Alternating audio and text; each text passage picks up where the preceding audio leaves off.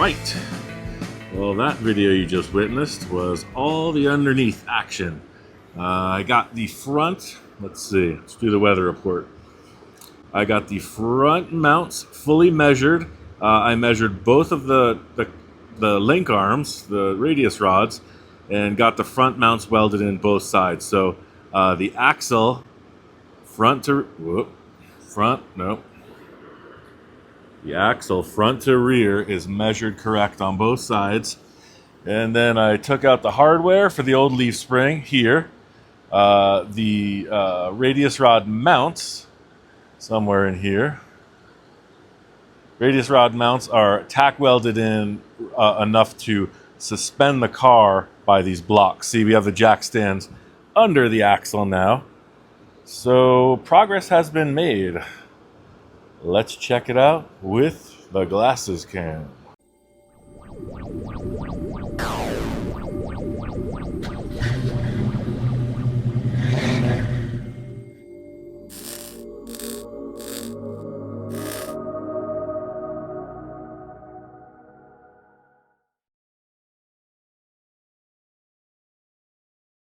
So, as I was just mentioning, two mounts up front, fully welded. There's going to be a lot more structure because as the car accelerates, it's going to push that forward. Potential to deform that is pretty real. So we're going to do some structure in there. Maybe a cross brace with a drive shaft loop. I don't know. Trying to keep it simple, but anything goes. Here's the back. We got 6 inches of ride height established. That all depends on how we set up our springs, right?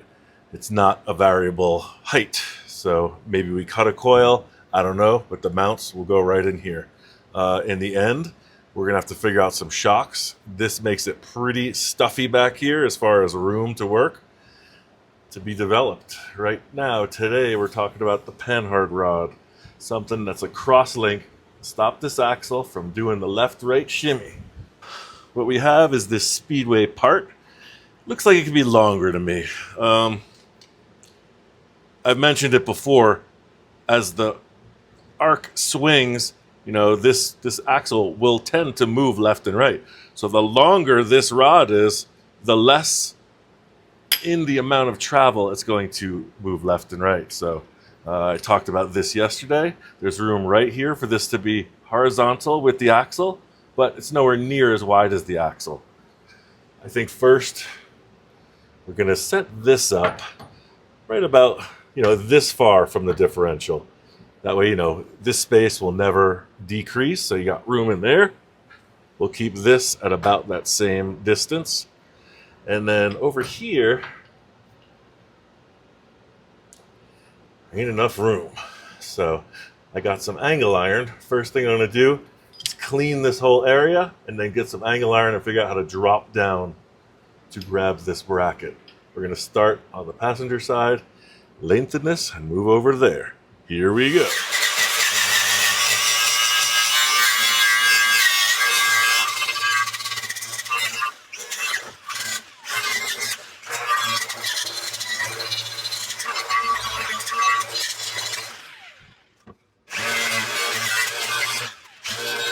All right, so here we are, clean. Now looking, get a light on the subject. Try to stay out of the shadows.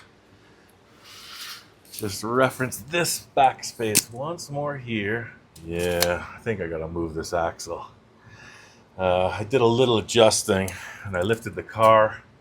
And so before we put the panhard rod in, we want to ensure that the space between the chassis and the backing plate is even side to side.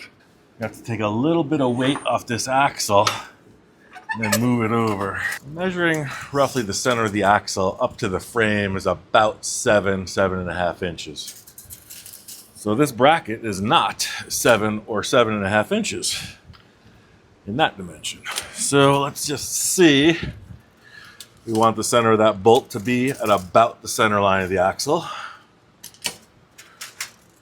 So that means we are short, considerably short. And we want this as close to the axle as possible Yeah, that puts us where we want to be right there. So we need about a 2.5 inch extension, or we just make a bigger one of these. And I think that's what we're going to do. We're going to make a bigger plate.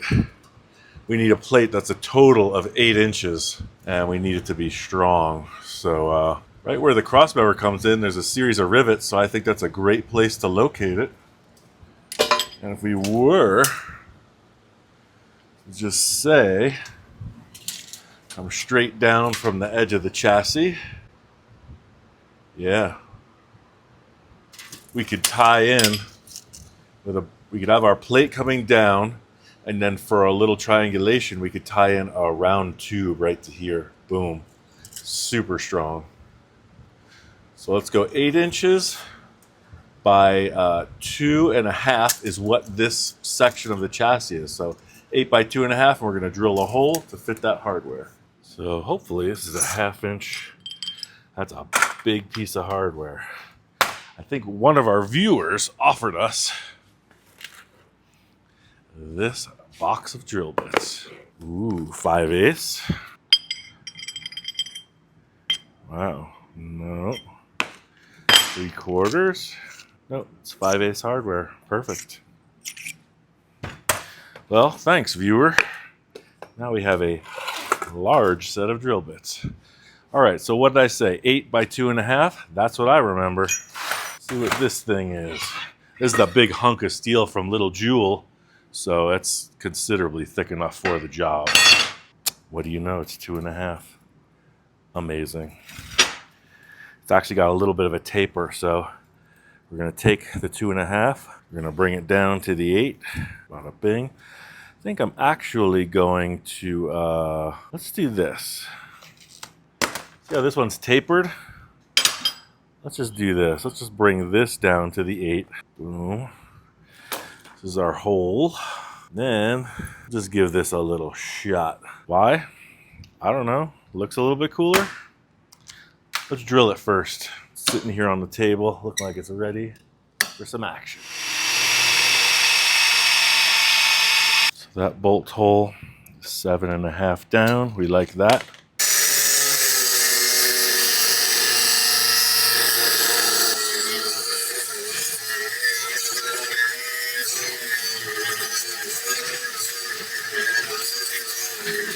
Looking into how we're going to arrange this. The old bolt head is going to need room to work without ever hitting that axle.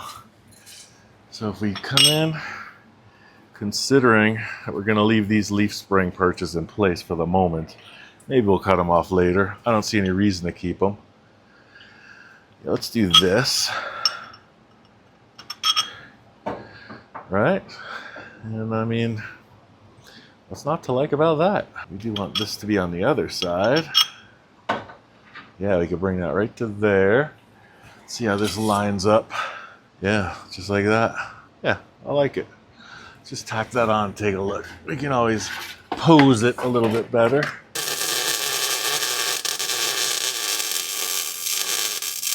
Yeah, so that sits there. This looks good like that. So what I'm looking at is the axle and this are parallel. Unless I move this to this side. Trying to stay away from the cover plate here. We don't want that to ever bump. So yeah, I think probably just keep it on this side. Let me just push this in a wee bit. And then it's got a twist, just a smidge. Hopefully I don't break that tack weld. Yeah, that'll look good. Cool. So what I was saying is we don't want this to move this way, and we don't want it to move this way. So we're gonna need a gusset. Probably just gonna grab, maybe we can use this as a gusset. Dang, look at that. Still doesn't come low enough. We want this to come as close to that heim joint as possible. Let me grab another piece of steel. So this is 1/8 inch. We do not need it to be that massive plate that's there. But looking at this, I'll put it behind here for the camera. So this looks good. I think that's plenty. We're going to take it from this corner here.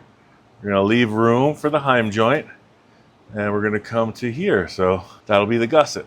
So we want that strength to go right down into the heim joint. So instead of like putting it over here, that's all I'm saying. We'll just center it up right here. Keep it nice on both sides. Let's give it a tack.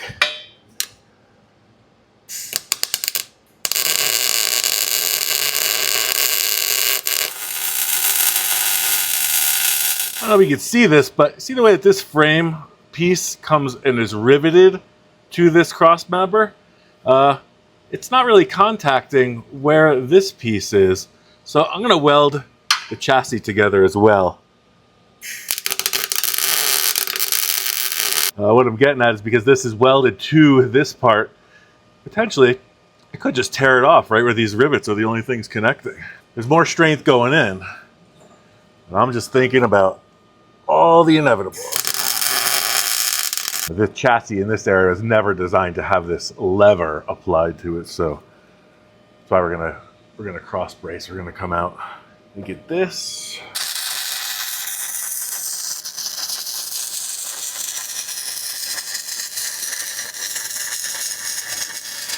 All right, that's a pretty good structure. What I want to do now is bring that potential for this to twist, brace it right into here. All right, let's grab 2 pieces of tube. Looks to be about 1 inch or 7/8. I'm not sure. Let's see how it adds up. Yeah, I like that. So the idea being this is gonna join right at the bottom here. So let's just pull this angle back. I'm gonna go cut that and then we'll compare. Yeah, what you know about that? I like it. Get a little different vantage point on this because I want it to be horizontal, level with the axle. Yeah, just like that. Boom. Totally like it. Make one more cut and we'll be good. That looks level. And that looks good, just like that. That will be very strong. Let me just do a quick cleanup. Yeah, just like that. Totally good. Take one look from the outback. In case you do look under the car. Oh yeah, it's totally parallel. What I'm concerned with is not having this stuff interfere. So maybe I'm gonna move this to the rear. But that can travel in here. Yeah, that's what I'm gonna do. That way, when this moves up and down, I'm gonna have to cut this cross member. Well, that's what we're gonna have to do. This flange here is interfering. But there's room.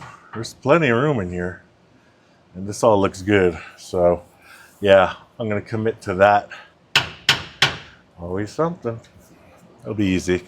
I'll cut through here and weld that shut. And that's what we gotta do. Let me weld this in. See, the thing is, I'm trying to keep the suspension as close to the axle as possible. Because again, like this, the further away from the chassis, just the more gear you got hanging off. And I'm trying to keep the hanging off gear to a minimum.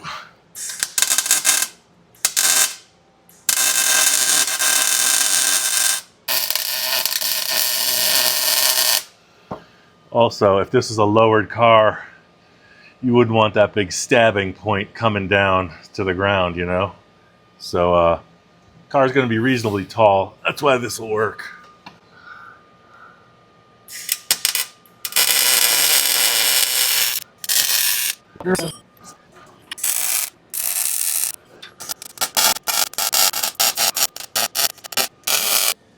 As usual, just a little overkill welding on my part. We've decided that this is going to travel here, but this is too short. We need to find something to lengthen this. I might have a piece of tube, and we can leave these narrower end for over here. This is pretty thick-walled stuff. I might have one piece that'll fit on the outside of it. I prefer to oversize it than undersize it, but you could do either. I might have some solid that fits in. Let's go over to the table. Let's see what we got. I have some rather strong solid rod. So that is definitely oversized, too big. And then I have this stuff. And I have some heavy 7/8 solid stainless steel for a go-kart axle. There's this. No, definitely not that. There's this handle. Oh boy. Using tool handles again. What's this? Nope. Nope. Too loose. All right, took a little break. That issue with the tube has to be remedied. What I'm going to do is just temporarily put a smaller piece in place and then make the mount onto the axle. And a pretty good stroke of fortune has occurred. So let's go over to the table and discuss. For the rear mount of this panhard rod, a piece needs to, let's just use this as an example, a piece needs to come off the back of the axle and turn so that that rod can match on it. You know, we want the bolt to go through. Still have one of the tabs that came with the kit. So theoretically, you got your heim joint, right? That can go through right there. Or rather like that. So the stroke of good fortune was someone gave me this slice of train rail. I think it was probably a jeweler's anvil. I don't know. Or potential for that. I see it for something different. I see this piece welding right to that piece. Looks cool, super strong. I'm just gonna slice off this. Boom. And probably just gusset that. There you have it. One chassis mount. And there you have it. One axle mount.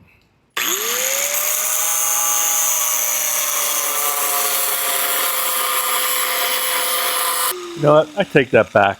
This is gonna be so strong. Because we're welding to that axle perch. We don't even need it.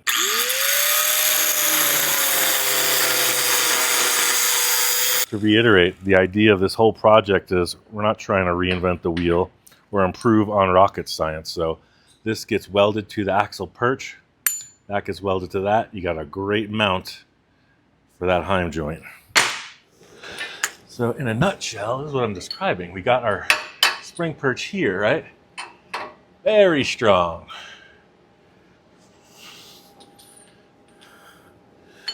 Our cross link, our panhard rod.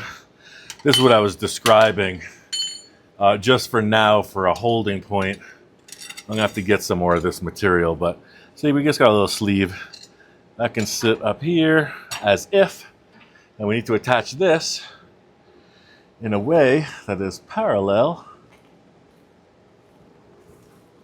with the cross member and the axle, and is long enough to bring this out to here.